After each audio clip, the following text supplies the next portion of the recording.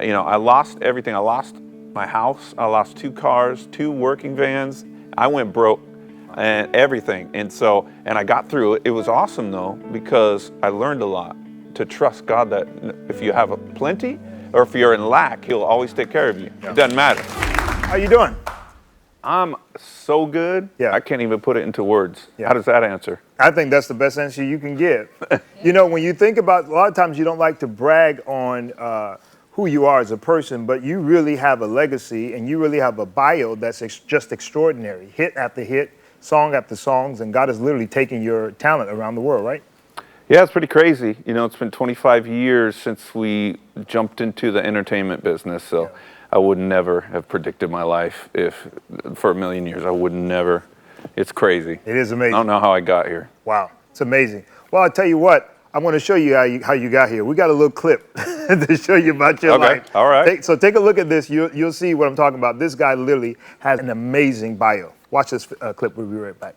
At the age of 11, Brian Welch picked up a guitar and found his calling. Barely out of high school, he helped found the rock band KORN. The group became a Grammy Award-winning, multi-platinum selling band and quickly soared to the top of the music world while selling 30 million records internationally. While with KORN, Brian won 2 Grammys and several MTV Music Video Awards. Then, in the prime of his career, Brian sent shockwaves through the music industry when he announced his resignation. While flourishing on the outside, a tumultuous battle of drugs and alcohol raged on the inside, ultimately leading to this new metal rock star surrendering his life to Christ. Like, where is your real location? Where is your real world? Where is your source? Where is your life? Where is your address? Your real address is with God. Combining the old with the new, he began using music and other ventures to share a message of hope with youth across the nation. Here on a new mission, Brian Welch.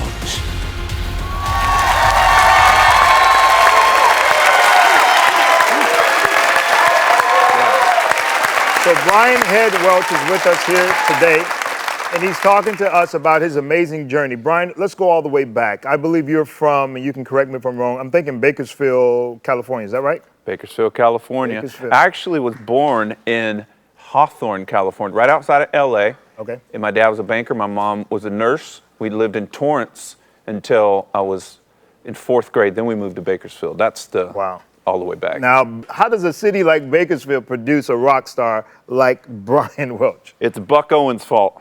Who's that? Buck Owens is a famous country star. Of course, I knew that. And you know, everybody was in the country when I was growing up. Okay. And I kind of followed footsteps and became a little country kid with a cowboy hat and boots for about 3 months during one summer. Okay. And then I looked in the mirror and I was like, what are you doing? That's not you. And so I went straight metal. I went the opposite way. All right. Who taught you how to play guitar? Where does that start? Actually, I remember listening to, they had these 8 tracks, boys and girls, back in the day. And they had these 8 tracks, and I put an 8 track in, and it played music. It's a box into another box, and it played music. And it was Queen, The Game, Another One Bites the Dust, that record. Okay. And yeah, I heard a drum fill. It was like, and I was like, Dad, I want to play drums. Okay. And he's like, well, you know how many pieces there are to a drum set? Do you want to carry those around everywhere? He talked, because he's thinking noise, right? Right. And he talked me into guitar. I started playing guitar, and that was around 1980. Do you remember the first song you learned on the guitar? Yeah, Smoke on the Water. Smoke on the Water. Deep Purple. Yeah. And, I was going to say. And yeah. That's what's the melody for that? What's the chord line? So how old are you at this time? So I'm picturing a what, 8-year-old, a 10-year-old? 10 years old. 10 years old. Yeah. 10-year-old. You're playing that, and your parents are thinking what? Be quiet. No, he'll put it down next week. He'll be like over it, you know. Little did they know. You didn't. So what keeps you going here again in Bakersfield playing at 10 years old, the guitar? Because it's always amazing when I meet somebody like yourself. you don't necessarily come from a family of musicians or a family like your mom or dad. They don't play, right? So it's just you.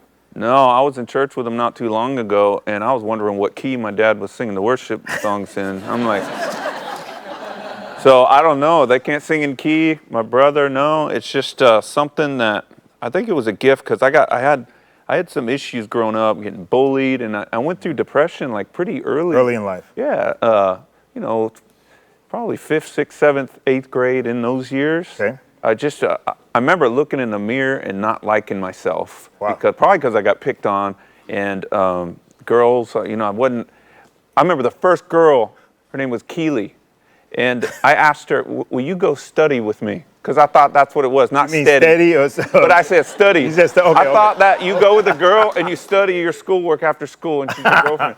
And she said, no. And rejection issues right then. So I was like, you know what's crazy? It's funny things can set you on a course in your life that's negative. And I was like, oh, I'm ugly and I'm this and that. And I carried these thoughts in my head. So yeah, they say depression usually comes in some weird or unique way that most of the time the person don't even know how it started. So, right. Yeah. Not that we're psychologists or anything, but right. but all right. So let's talk about the band KORN. That starts in Bakersfield, or no? No, we all grew up together in Bakersfield, but the band actually started in Huntington Beach, California. I met the bass player in junior high, 7th grade. He was into Duran Duran. I was into Iron Maiden and Ozzy. And I told him, you need to get into metal, bro. And so it worked. And I met the guitar player, Monkey, in the 9th grade. I met the singer, 4th grade, actually. He went to and so, yeah, but we ended up, when we graduate from high school, you're in the armpit of California, in Bakersfield, right? I didn't say it. You got to get out of there. Yeah. So we all come to LA, and through other circumstances, we ended up forming KORN in around '93. Who comes up with the genre of heavy metal? Like, why heavy metal and not pop rock or R&B or something else? You know, just that we were all drawn to it growing up. You know, all of us just had that in common, and it was something that I just loved the sound. I loved the vocals. I loved the guitar, and so did the guys too. Yeah. And so we just gravitated towards each other. Was it big then? Like, because we're talking what, early '90s or around what time? Probably. I mean, from when I got into it, it was early '80s to the early '90s. So that decade right there. Was heavy metal coming into its own at that time? Was it a big genre? So. You know, Black Sabbath got it going in the '70s, and then it trans over. And then Ozzy went solo, and that was huge for me because I was a huge Ozzy fan. Okay. Blizzard of Oz, Diary of a Madman, and then other bands started coming out, like Iron Maiden, and so all these bands were really big back then. So it had a good following. You're thinking what at the time? This is just great music that I love. We're gonna play it and just have fun, or you're thinking we're gonna be big. We're gonna sell a lot of albums. What are you thinking? I'm thinking having fun, or what? This is gonna be what I want to do for the rest of my life, and I got to get in there somehow. Wow. That's what I'm thinking because I had no other plan, actually. No other plan. Are you thinking you're going to be rich doing this, or are you thinking I'm just going to have fun doing it? Well, I'm the guy that's just like, look, if I can make a living, I don't need to be rich. I just want to do music, you know, not being too greedy or whatever, you know. When do you start writing, or do you write? I start writing songs around 12 years old, 13 years old. I'm writing, little cheesy songs. Don't You Know was one, and it was just like this. It's kind of like, not glam metal, but kind of like that, really melodic, you know. And so but the lyrics were totally cheesy. But at least I was. Do you remember the lyrics? Yeah. What?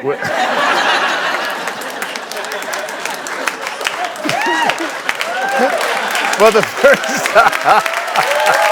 You're going to make me say them. Of course. For the first time ever on national TV, the lyrics to Brian Head Welch's first song. Go. I'm not singing it, but it was Don't you know how much I want you? Do you want me, baby? Not knowing is driving me crazy. Deep. Very deep. Very deep.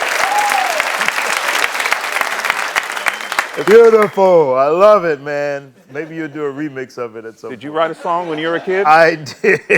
You gotta but say this it interview now. is about you. You said I could ask you questions. I don't know my first song. All right. So what I want to ask you, about who came up with the name KORN, because it's spelled with a K. Where does this come from? We were underneath that Huntington Beach Pier. We were, going towards the wrong way of living, right? We're underneath there. We're drinking 40 ounces, and our singer just said, we were like, what are we going to call ourselves? What are we going to call ourselves? And he said, what about KORN? And there was some like horror movie, Children of the Corn or something. He's like, we could write it with a K and put the R backwards because Toys R Us had that backwards R. And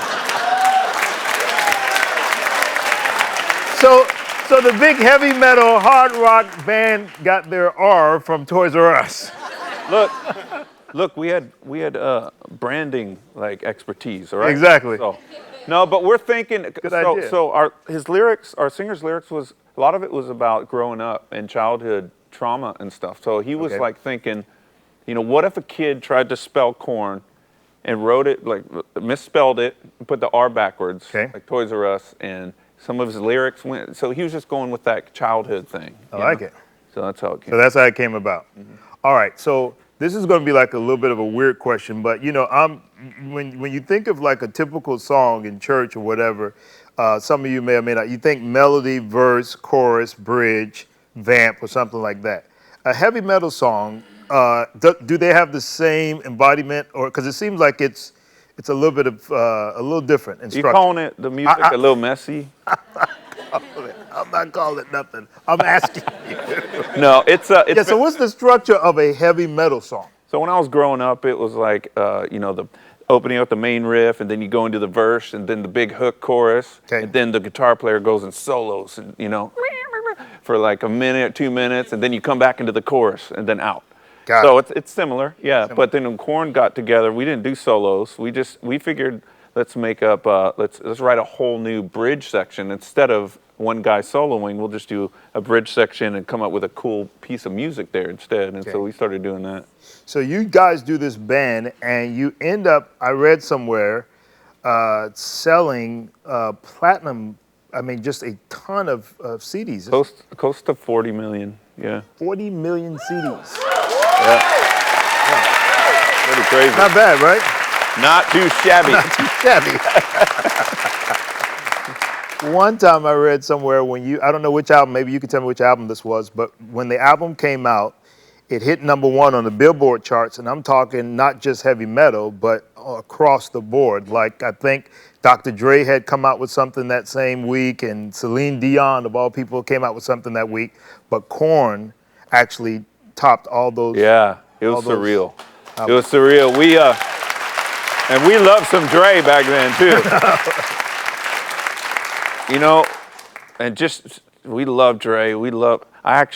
I'll say it now that I'm older, but I would even listen to some My Heart Goes On. Celine Dion. Yeah. But I'm like, we passed them.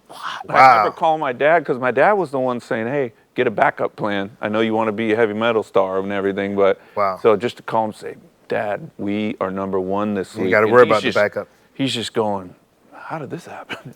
Congratulations, son, So really probably cool. thought it was you probably thought somebody was pulling a joke or something, right? Yeah, our bass player Fieldy always said, man, it felt like someone was punking us. Yeah. Like someone's gonna come out, just joking. So. What does it feel like to get all the way there and to experience that? And then how does experiencing such success can put you in such a very low place?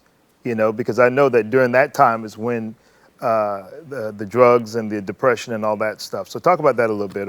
Yeah, it was you just got to be careful what you wish for, and then when you get what you wish for, you got to make sure your foundation is in order, right? So you don't just ruin everything. But the drugs were. I remember I actually tried marijuana when I was like 8 years old, One of my friends had an older brother, and he had an ashtray, and he had some things in there. Wow. And we tried to smoke it. I didn't get high or nothing, but then I tried smoking in 13, and I got so high off one time trying it that I sat in a chair for like 5 hours, and Wow. and it seemed like 2 minutes. Wow. And so I was like, that's not fun. I just lost 5 hours of my life. I'm never doing it again. And then when we first started KORN, we had some guys that we were hanging out with. They were helping us like get the band going, and they were doing some harder drugs like meth, and so they were trying to keep it from us. They weren't Pushing it. at all. Right, right. But I had tried it with some of my close friends once, and so I just got really drunk one night, and I was like, hey man, I'm spinning. I need to sober up. And Yeah. he's like, well, I got something that can, Right. And so it starts the journey. Yeah. There were seasons in your life that got extremely heavy with the addiction to drugs. Let's talk about that. How did, I know how it started, we just talked about that, but how does it become what I would say an addiction and almost starts controlling your life, if you will? Oh man, it's the same old story. You think that you can control it, and you're like, oh, I'm not going to turn into one of those people. Yeah. And so I don't know how I convinced myself that I could be a recreational meth user, but I did. I'm like just doing it once in a while when the KORN was starting. But one good thing that happened was when KORN started hitting the road, three of us were doing meth before we started touring. And once we hit the road, everyone's like, man, we got to get off this stuff. We got to get to work. We got to go out there and. So you knew it was a problem. Oh yeah, because that's a hard drug, man. Yeah. And so we went on the road, and we're like, okay, we'll just do coke. And, the mind, Right. And so I wasn't trying to do coke out there, but it was just like, okay, at least you could sleep on that. We wouldn't do it all the time, but it was mainly just beer, drinking beer and everything. But it was everywhere, man. The drugs I just never thought about that when I was 10 years old, listening to Ozzy and all that. I wasn't like, I'm going to go on the road and there's going to be hard drugs everywhere and it's going to be a temptation and there's going to be free alcohol and Jägermeister endorsements. I never thought about that. I thought about the music. Right, exactly. If I'm hearing you correctly, so when you deal with an addictive drug, maybe most people are not thinking this is a necessarily bad thing. This is just something I can control. That's the illusion. Right, that's the illusion. That it's not going to. That was us anyway. Like we didn't want to go destroy our lives. We just wanted to have a little fun, Right, right. And so, but year after year, it would progressively get worse. So it's a slow progression. It's not something where people think somebody's just overnight an addict. It's something that you kind of. Yeah. Right? How do you know when when would you say it was out of control? Or did you even know? I mean, it was out of control pretty much from the beginning, but we would step back. Like I said, we would go, okay, so to show myself and us that we're not addicts, we won't do it for a few months, and then we'll come back and do it. But it started getting out of control probably around I remember 2001. I was getting a little scared. My wife ended up leaving me. She was hooked on meth. And we were using, me and her, we had the baby and we want to be good parents, but we would use like just once in a while. And when I left for tour one day, I noticed about a month into the tour that she had went into everyday like addiction habit pretty much. And so she left me and our child, and she didn't want to leave her baby. She did not want to, but she was afraid of my big all the lawyers I had and everything, and she was like, I'm never going to win, so why even try? So she loved her kid and loves her daughter very much to this day. But so when I got full custody of my daughter, I got clean. Then 9/11 happened, and I got all stressed out and started drinking again. And then by that time, I moved back to Bakersfield, California, the armpit, but. By this time, it was booming, right. And it was more like modern and everything. So I like Bakersfield now. But I moved back there, and I ran into someone that was a friend that was very successful. He had all kinds of employees, and he just so happened to dibble-dabble in meth sometimes because his employees would do it. And then he was like running the business, but he thought he had it under control too. I'd just do it once in a while. And then, so I got I found out one of his employees' number. I got his cell number, and then I had to connect. And then I had a KORN tour. It was with Linkin Park, and it was a full summer tour. Linkin Park, Snoop Dogg, KORN, and some other bands. And I got so scared because I went on my first week-long or 2-week-long binge of crystal meth where I slept, but I kept using every day. Wow. And so I didn't have time to stop, and I was so scared, and I was like, man, I'm going to have to because when you stop meth, if you're doing it for a long time, you got to crash for like a week or two. Like you just sleep and eat sugar and then go back to sleep. And so I was like, I don't have time to do that, so I bought like a couple of 8 balls of meth and took them on the tour all summer. Wow. And that was the worst. I saw somewhere in the movie where your parents said your mom said in hindsight 2020, she realized all the signs. But at the time, she didn't even know, or they weren't even aware that you were that addicted to meth and on drugs. Right. I would play it off. I looked successful. Yeah. You got probably a couple different types of addicts. It's the functioning addict and the non-functioning addict. That's just, and I was a pretty high-functioning addict. I could do all kinds of things, and I played my parts with the band. I was just socially a recluse. Yeah. At some point, Brian, in the midst of all of this crazy, what some people would call a successful life, somebody introduces you to the message of Christ. Somebody introduces you to the Bible because you didn't grow up in it, right? No. Okay. So at what age, or give us, that experience. How did you have that encounter? Well, I was the type of guy that, would flip through the channels and be like, land on TBN or a Christian channel and be like, and who knows what I said back then. Right. But just, mocked it or whatever. And then, fast forward years and years later, I got to this point where I was on that 2-year binge, right? And I wanted to get clean. I had talked to a couple outpatient rehab places, one in Bakersfield and one in Hollywood. And they both were telling me we don't have as much success with meth addicts as we do with other drug addicts. And I'm just like going, wow. So what are you telling me? What can you do for me? And they're like, well, we can try, we just have to be honest with you, and you can do it. You can, if you set but I wasn't given like a lot of hope, and so I was just thinking like, because by that time I was like, I do not want to exist anymore. I'm a shell walking around with nothing of substance inside. And I got all kinds of money in the bank, but I just don't want to wake up when I go to sleep. I just wish that I could just stay asleep. And, and the only thing that made me want to breathe and live was my daughter. So I'm thinking, I just need to get off the drugs, and so I could just be the best person I could be for her. Mm-hmm. But then I would have the thoughts when I get back on the drugs or do another line, and that would wear off, I would think, man, she's better off without me. And I'd start going through the suicidal the thoughts and everything. And so it was a tug of war, but I told you that I was a functioning drug addict. I had these partners that were doing real estate deals. They were buying land and developing, and I became a partner with them. And money was like my thing. I never liked to spend it. I always liked to make it grow. That was my thing before. And so these guys were growing their money, and so I blended right with them. And so I was attracted to them and their business through that, and they actually were Christians. Wow. So God was using my money idol, if you will. Right. And so I pulling you in. Yeah. And so I did a business deal with them. We bought some land, and you could tell, man, I was on meth, and anybody could tell something was a little off, Right. And so they ended up just talking to me, and they invited me to go to church one day, and I'm like, I used to mock it when I was growing up, and but I did ask Christ in my heart when I was 12 through some neighbors.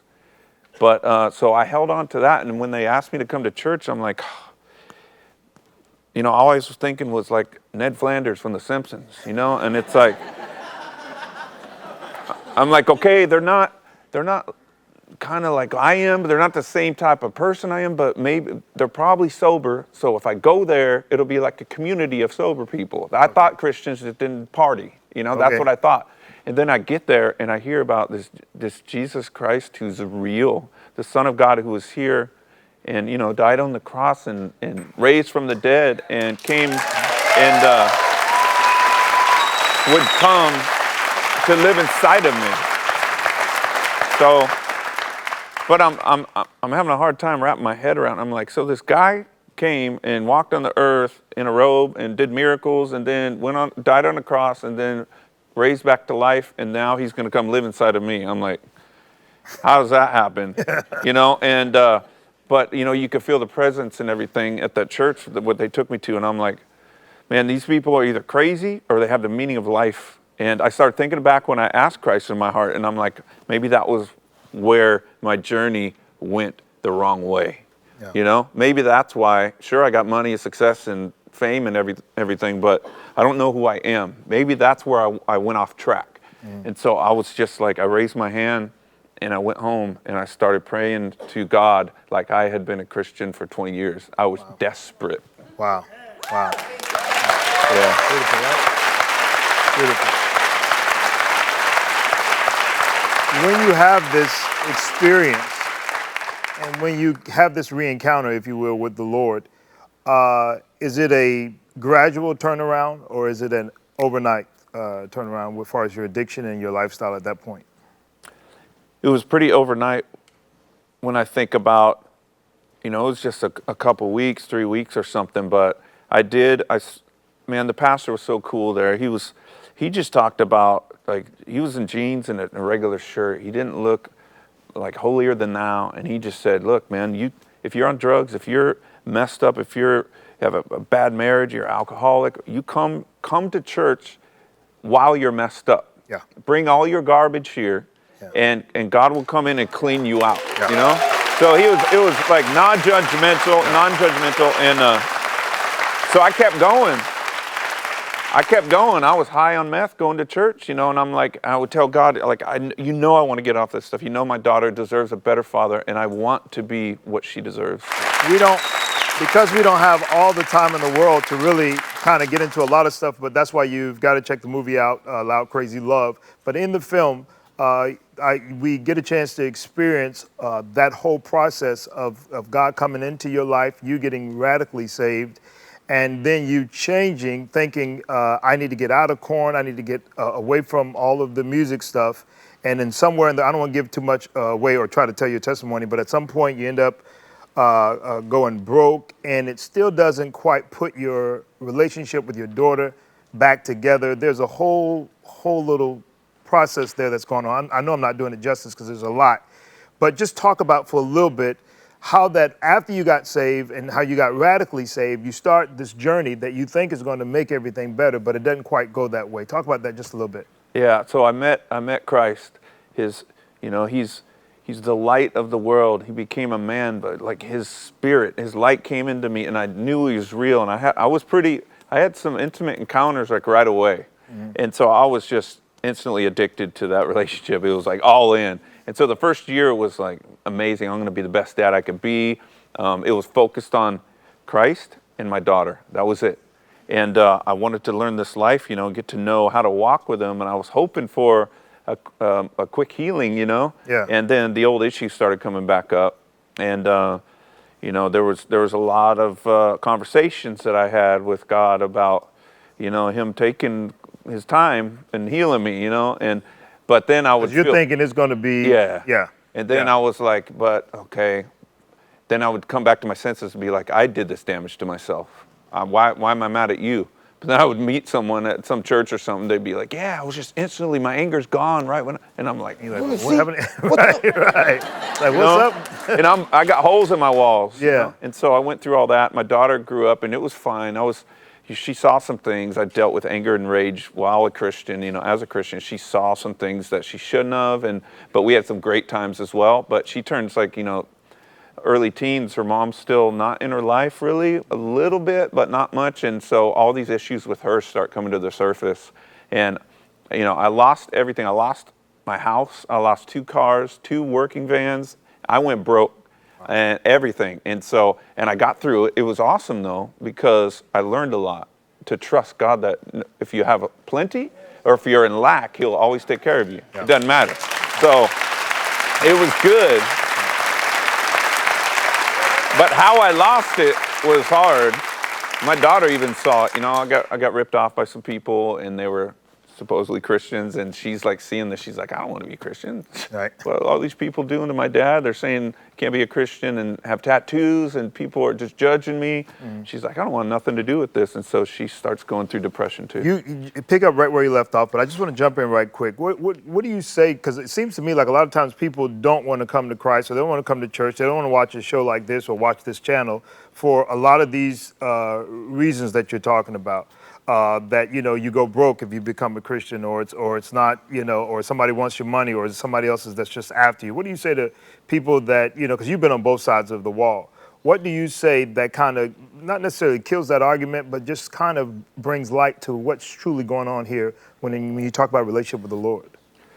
I just feel like, man, people, if you're going to let man chase you away from God, from their mistakes, then after your life's over, you're going to really regret that, because it's like, that's why Jesus says, forgive 99 times. I mean, you're the preacher. 7 times so, 70. Oh, yeah. That's 99's a sheep, right? Okay. Yeah. See, I'm still learning. He goes after the one. That's I'm great. still learning. Great. 7 times 7 or whatever. 7 times 70. Yeah. So that's a lot of forgiveness.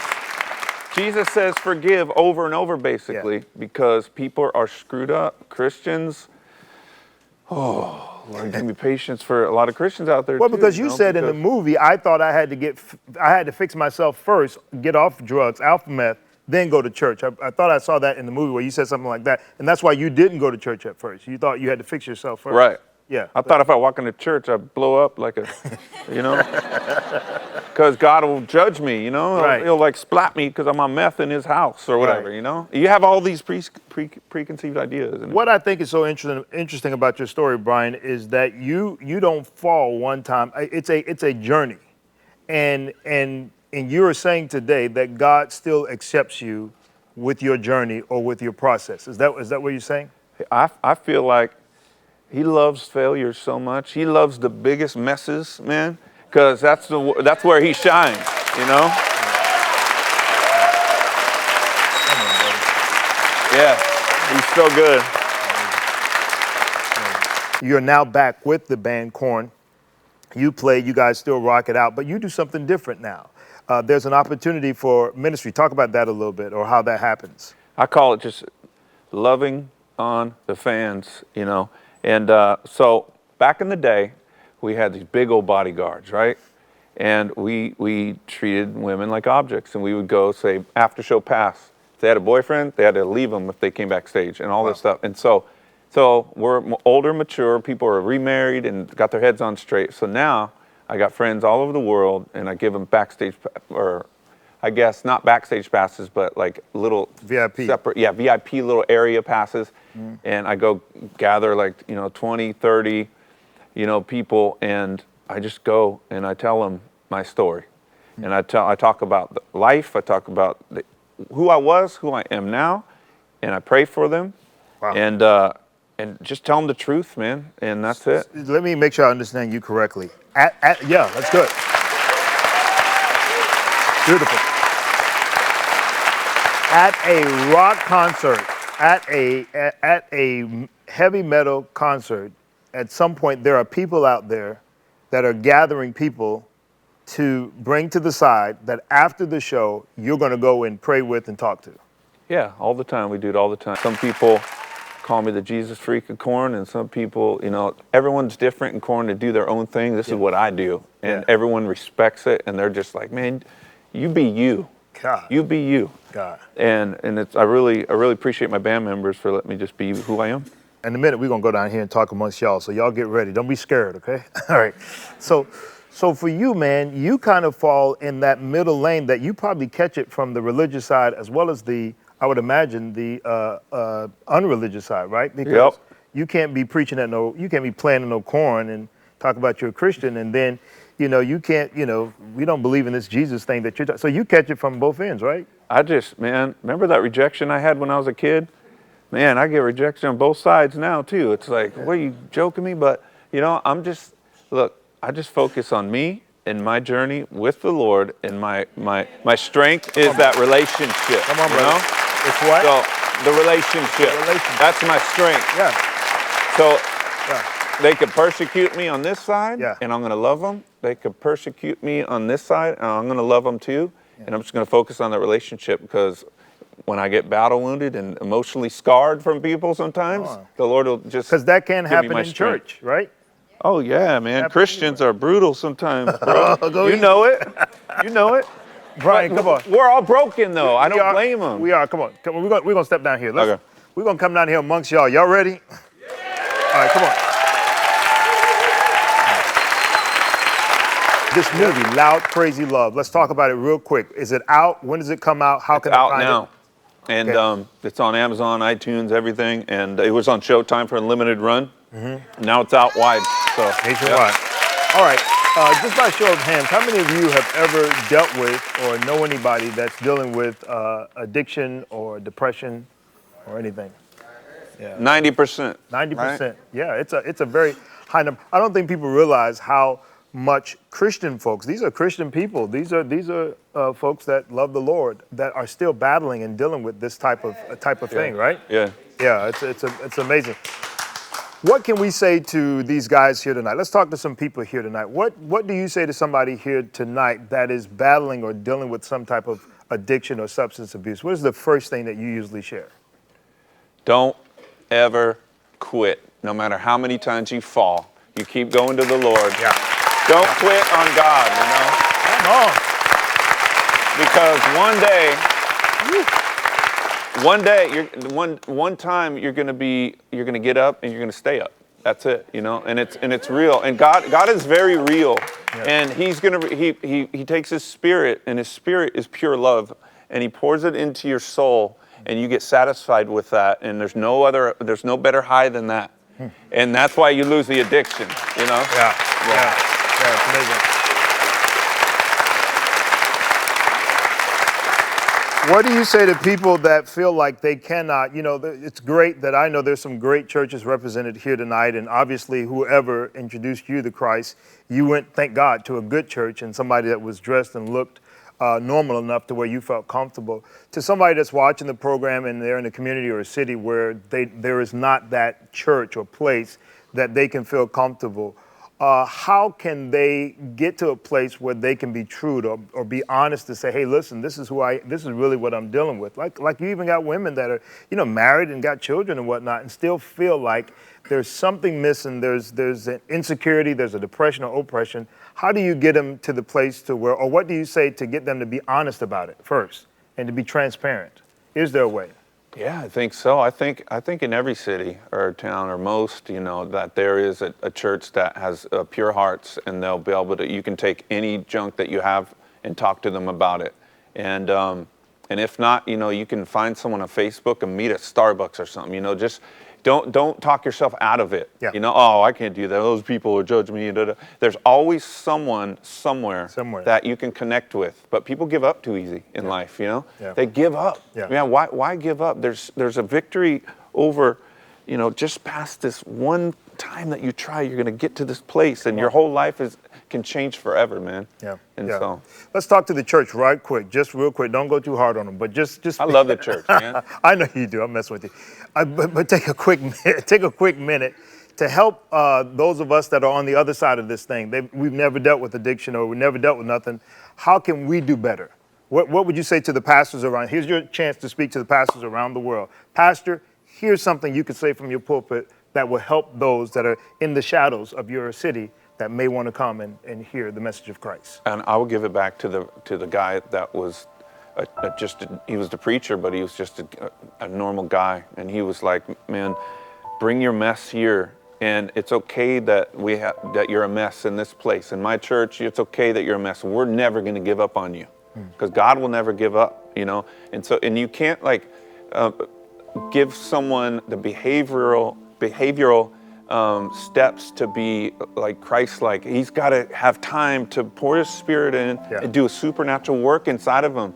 And we can't, that takes time. Come on, brother. You gotta be patient. And I'm talking to myself too, you know, because it's just, it's a work that God wants to do, and it's not fast food, you know. It's like, it takes a minute, you know. Be patient with the process. Yeah. So the church is all about a process, and I think that the world that judges us sometimes need to be mindful of that, because they judge us very hard. Yeah. But then the church itself too has to be careful not to judge the world and those that are coming in. So what I hear today more than anything with your message, and even the message of Loud Crazy Love, is that with God, it's all about the process and the patience of that process. Yeah. And it brings about So the promise. Yeah. And it's like, I'm a big just opponent of not making it us and them. Like the world, that's them, it's like we're all broken humans. The only thing is that us that believe in Christ, and he's inside of us, and we're letting him get all our junk out. And sometimes you see that mess out there, but you know, I think everybody is just the same. We're all broken, you know? Yeah. Did you think you were gonna make it? Just through the addiction and everything. I didn't think I was gonna make it out, and if I did think I was gonna make it out of the addiction, I thought I would just carry that depression for the rest of my life, and I would just have to bare knuckle it. And Christ has taken away my depression. He's given me, I'm a new creation, you know, a brand new creation. Can I say one thing? I am a new creation, and he's taken that and he's given me so much hope, but I'm gonna be honest, like I do take non-narcotic, mild depression medication, and I got off it for a while, and I needed to get back on it, and so that there's no shame in that either. Good. Whatever works for you, you know? Yeah. For the depression. Yeah, for the mild depression, not a lot, just Yeah. We just did a seminar at our church down in Hollywood, and it was just for mental health wellness, because I think it's a subject that we don't talk about enough in church. And part of that is bipolar and other things that even as a Christian you will deal with. And so I thank you for being transparent about that and honest about that. Well, I'll tell you, I think our time is just about up. Here's what I would like to do. I would just like to go out with you praying over all of these folks that are here today. If you're here today and you currently are being challenged in this area of addiction, I want you to stand to your feet real quick all over. Don't be embarrassed at all. Just stand to your feet. Yep. And if you're at home, I want you to take a stand as well. And Brian, I want you to just pray over everyone here right now. Awesome. Thank you. All right.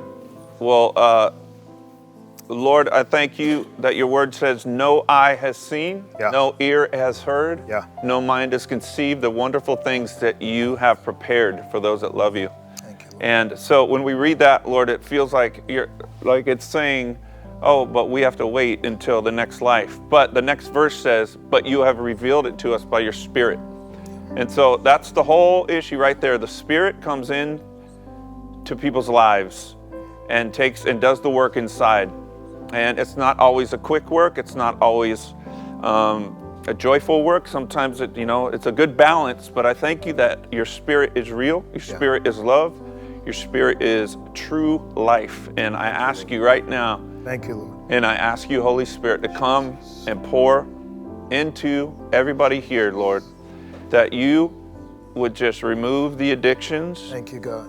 By replacing the true addiction, which is the pure love of God. There's nothing wrong with being addicted to the pure love of God.